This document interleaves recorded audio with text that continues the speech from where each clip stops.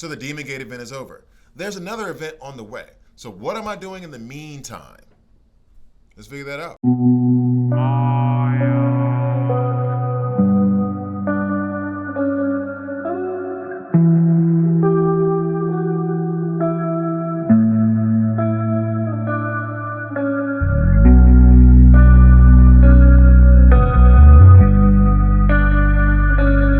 Hi guys, I'm Gravy here, and this is a KnightHood video. In this video, bit haphazard, as always as it's been for KnightHood lately. But, so, the Demon Gate event has ended. I was able to complete everything in that event in terms of the pass that you have for that event. So, I got all of the side quests done, got a lot of resources out of that. Now we have this next event coming up, Lost Sands. Lost Sands is where I got Azar. Last time, I'm assuming this is what's going to be in there as well. As a matter of fact, we have some news. So I'm gonna go ahead and here's a funny thing. I'm gonna go through the news with you now because I literally did not look at it and didn't even notice it till now. And this is just about the Portal Awakening for the Saurian outlaws. I remember them being annoying because those lizard guys would take off running and then you lose points when you're trying to go through their portal because they'll disappear on you. So now we're gonna get Azhar, which is the one that I got last year, and I went ahead and I took him all the way up level 60, and then kept trying to use his heal on his base ability, and I'll go to that, and I'll go to Kamal for you guys actually now. So that's what this video will be about. Boom. About this upcoming event. Now, in fact, Kamal grew up in Tal Afbar many centuries ago, constantly aware of the threat that the Saurians posed to his people. Determined to protect the innocent souls within the city walls, Kamal established the Guardians of Tal Afanbar.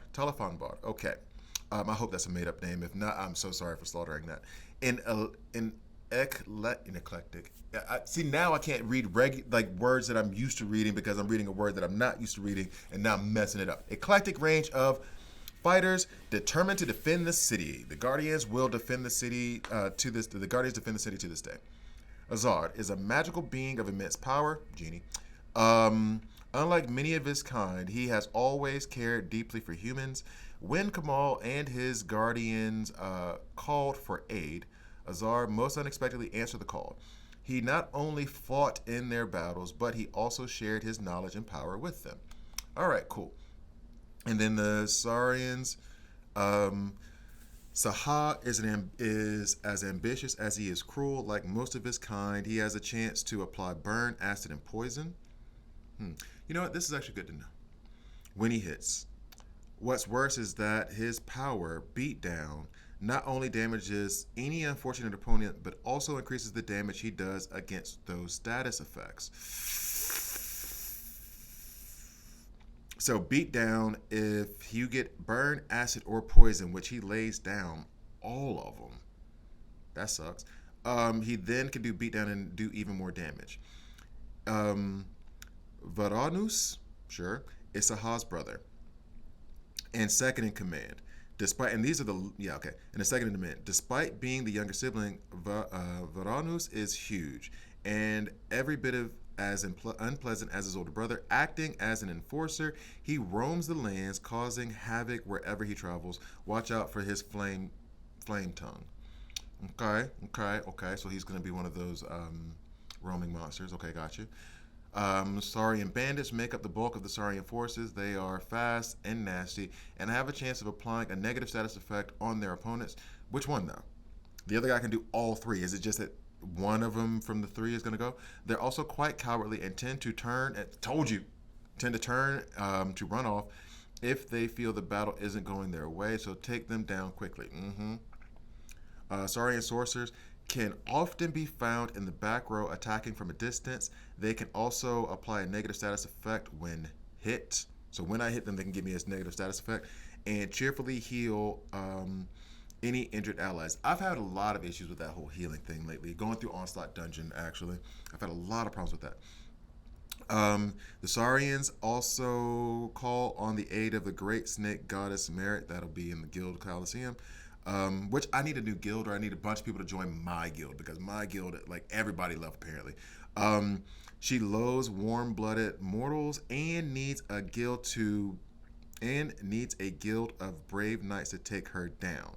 If your guild is high level and up to the challenge, you could even summon her in expert mode. So, guys, how about this? First things first, I'll go ahead and put this out there. My guild, which is, I guess it's my guild now. I don't even know the name of the thing. Like, when I first got into the game, I hopped up, joined the guild, right? So, if you guys want to join that guild, we have, 5 members?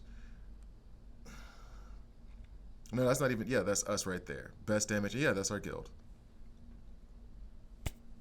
The boss left because we couldn't even finish it. Man, and then previous, yeah, we defeated, yeah, that's fine, but I knew that was coming. Yeah, but there's literally only 5 of us in this guild. Isn't that awesome? And I'm the leader. Accidentally, I'm the leader of this guild. And now we have to vote on something. Do I want the tomb or the hero chest? Why not vote? Okay, cool. But yeah, that's my guild. If you guys want to join, hop in. I think it's public and free. So if you want to join. First come, first serve. I'll just say yeah. All right, anyway. So now I'm going to give you Azad and Kamal. And then when the events actually start, I'll try to go into the characters as well. So we'll go here. We'll go heroes. Now, I may be being a bit harsh. I'll go to Kamal first. I may be being a bit harsh on Azar because I really wanted him to not replace, but be a secondary option to my Gabbard, who is the best unique healer in the game to me right now. He's the best. Honestly, I think he's the best unique hero, period. All right, so Azar. Outlaw. His powers. Under pressure. Deals, and you can see I only have him level 25. I focus on a lot of uniques right now. Maybe I'll even work on him a little bit more. Deals damage. I'm not going to worry about the amount of damage because he's only level 25. To your current target and dispels all buffs from the target. I mean, that ain't bad. Fusilade. If you guys are watching my Knighthood content for the first time, I would not be surprised if you did not think I could read. Deals blank damage to all enemies and then a chance to poison. Now here's the thing, I love Gabriel because Gabriel gives out acid on his AoE attack. Kamal gives out poison on his AoE attack. Why am I so happy about poison being given out? Is because it hits under armor. So it just goes directly at their health. So if he's leveled up to level 60 and I'm laying out a bunch of poison on his rage ability, which is an AoE attack on all enemies that lays poison, I would be a very happy dude. How much do I need to rank this dude up?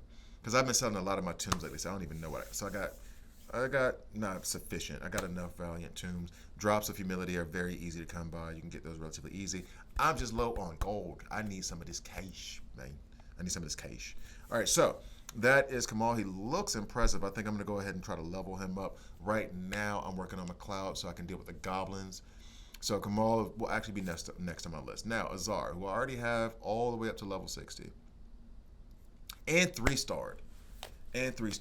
So I think that during this event, I think I had Mikazuki at 3 or 2 stars before the event, and now she's all the way up to she's 5 stars. So I'm hoping I can get Azar up to 5 stars, but I haven't really been able to get him to heal in the way that I want to, but part of this might be the setup of my knight. I have come to the understanding that there are a lot of things that get set up in the background when you're doing the armors and the charms and all that other stuff that can make your heroes perform a lot better. And in fact, I'll even look at that while we're going into Azar to see if maybe I'll set up some armor specifically for him. So, powers. Wish. Restores blank amount of health, so let's say 20,500 at its height of health or armor, and cures all negative status effects. That's why I wanted that base ability, because to be able to cure these negative status effects, especially when I'm going up against what we just read about from the portal, I can remove that poison, that burn, that acid. That's nice to have, plus the heals.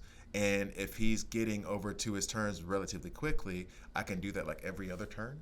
So, Scale of Fate distributes 47, so 26 to 47k damage across all enemies. Restores your health or armor by the same amount, and then focus boosts a critical chance by 25% for 3 turns.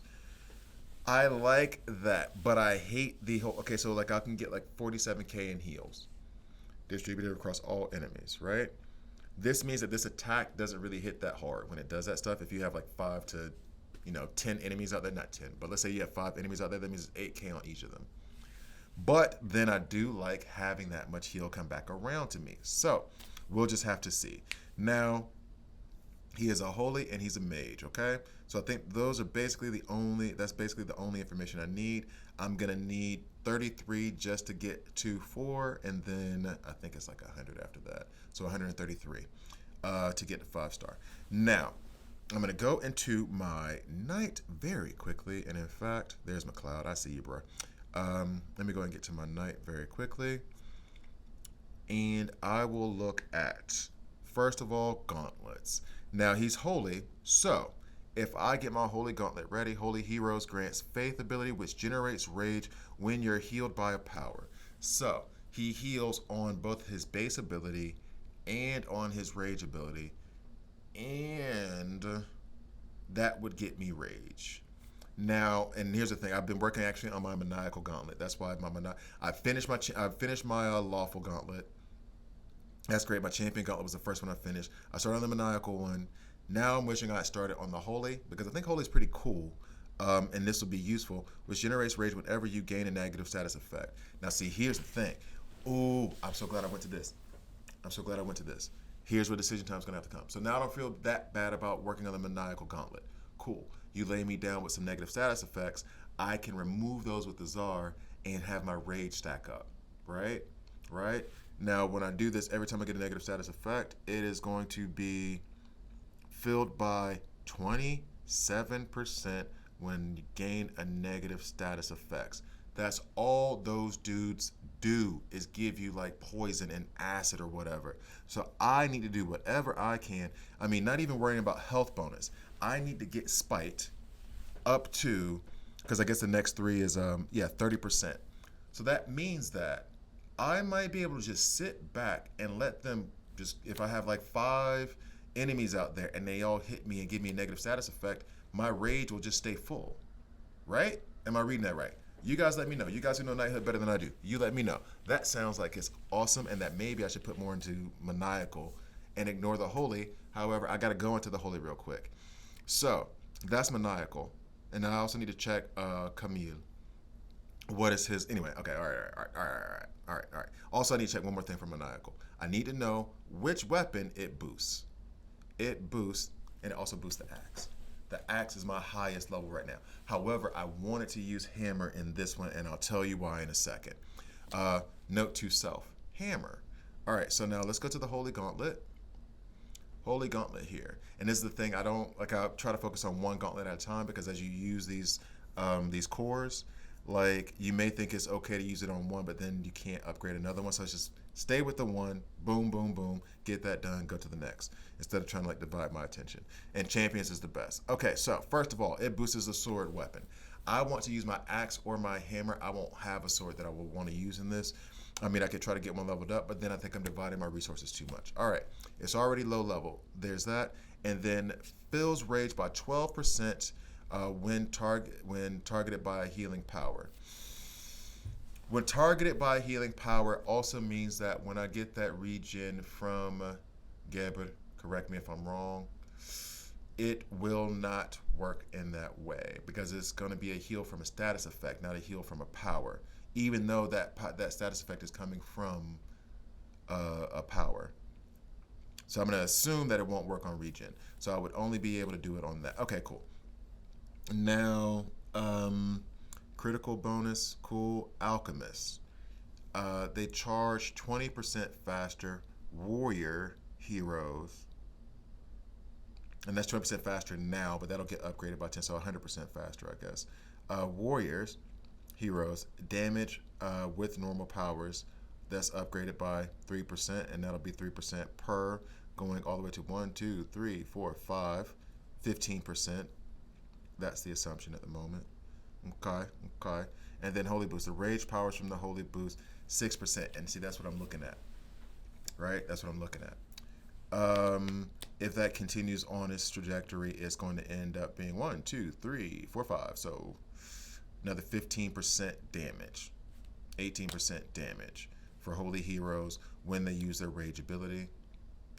So if it's 15% more damage, and it's at 40k when I do that stuff, 40k. So that means it's going to end up being 46k damage, extra 6,000, which means I'll get an extra 6,000 in heals. I'm not really worried about the damage out there because the AoE attack isn't going to really kill anybody. So I will get an extra, okay, if I could level that up all the way. I mean, it's all right. But I'm leaning more towards my sword is at level 52. I'm not going to be able to use that, and I'm not going to put resources into that right now. I'm putting resources into the hammer. The hammer is what I'm planning to use. So it's a wash on that one because the other one has axe as well. And I could use the axe and switch over to the axe because the axe is my most powerful weapon at the moment.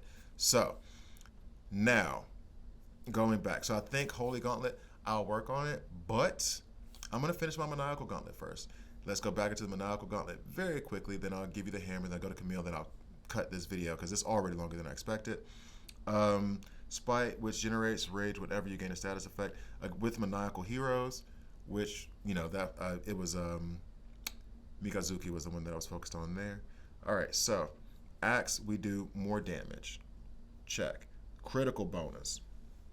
We're almost there. Check. Hunter speed. Check. Alchemist. Now wait a second. He was a holy mage. Okay. Alchemist. Maniacal here. Maniacal boost heroes. There's not a maniacal. Alchemist. Hunter. Maybe if Kamal's a hunter. Camille's a hunter. Okay, cool. Regen. Punch. I'll get a chance to give regen. So I'll have a 20% or 18% chance of that coming at me. And then poison. Okay, cool. I'll work on that as it goes. All right, so now we go to Camille, just to be sure. Boom, where you at, Camille? Gotta work on you next. All right, he's Valiant Rogue, so he doesn't get any extra boost from that Maniacal Gauntlet. And then same thing with Azara. I'm assuming I think he's Holy Mage. Yep, so he's not gonna get any boost either.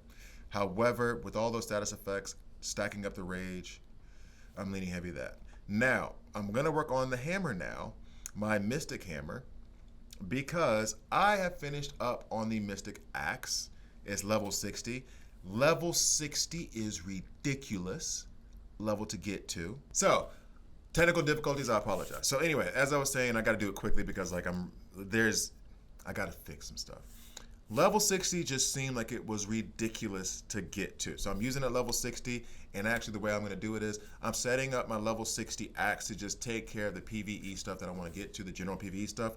I'm going to use Mythbreaker at level 55 to try to get through these like portal events and stuff like that. So I'm going to go ahead and tune my Mythbreaker to deal with the portal and everything else. Hopefully, because of my armor's level 60 and everything else, I don't need to do that much damage. I just need to be able to damage them, and then hopefully I have enough armor just to protect myself while they attack me. And then go about it in that way. And also, thinking of, I think I'm going to take Mythbreaker up to like level 57, maybe 58, because it took me 165 of those pure volatile, or whatever they're called, to get from level 50 down to level 60. That's nuts. It was like a month I had to wait, 3 weeks at least. I don't want to do that again. At least not anytime soon. If I can get through those events with the level 57, level 58 hammer, then that's what I'm going to take all of my other weapons to. I'll take the Myth Piercer. I'll take all of these unique weapons up to level 58, 57, 58, and then go back, double back, and do 59, 60. Because if I can get all of these, affinity, like, troll, demon, militia weapons up to par to deal with whatever I have to deal with, then I don't need to take that last step to level 60 immediately. I can wait and just have more diverse weapons to use as opposed to just focus on all of them. And then you guys shot me out on this tip.